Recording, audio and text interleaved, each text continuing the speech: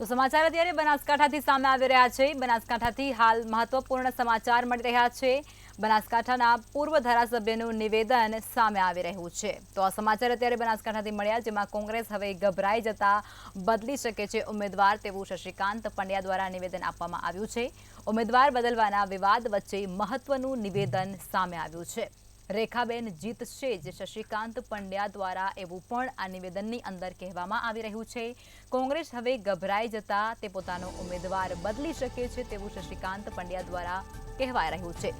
તો બનાસકાંઠાની જે બેઠક ચર્ચામાં છે, ત્યારે હવે બનાસકાંઠાના પૂર્વ ધારાસભ્યનું એક નિવેદન પણ સામે આવી રહ્યું છે, જેમાં તેઓ કહી રહ્યા છે કે કોંગ્રેસ હવે ગભરાઈ જતા ઉમેદવાર બદલી શકે છે।